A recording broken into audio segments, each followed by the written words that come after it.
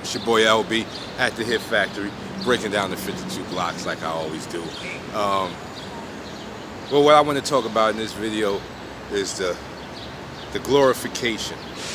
Now, because we're an urban fighting system, a lot of people like to attach us to criminal activities or being a criminal. And like Burley is saying it right here, heard it right now, right here. You don't have to be a criminal to be a student of 52 blocks. But this is also some of the negative feedback 52 blocks gets, because they don't really want to believe that black men in the urban jungle have their own fighting system, which is really confusing.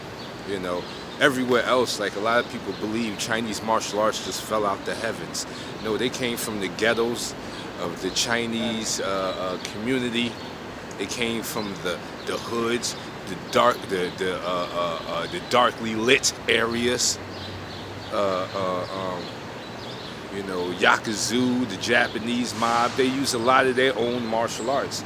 So for some reason, just because it's a black system, they want to attach it with negativity off the jump, that this is some criminal thing. But when we're looking at 52 blocks as a system that came from the jails, we're talking about when black men were being locked up for being black, not for selling crack. Once again, it's when black men were locked up for being black and not for selling crack. That's the moment we're talking about. We're talking about the Chitlin circuit. 10 black men in the ring, blindfolded, boxing and fighting for the amusement of the slave master. So that's what we're talking about. These are the situations, some of the situations that help create 52. Just like Capoeira, you know, the situations that help and the dynamic forces that came together to make that art what it is.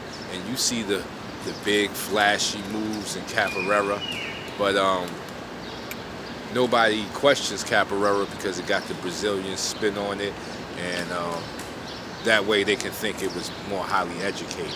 But as a black culture, we have brought a lot to the table of fighting, a lot.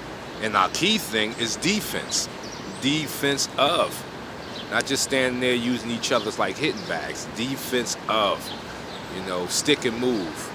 Hit and don't be hit. Where you think those sayings came from? Who do you think those sayings came from? So this is the roots of 52 blocks. Not criminal activity, not drug dealers, and not killers. And even if they were, that wouldn't stop the art from being the great art that it is. It's your boy.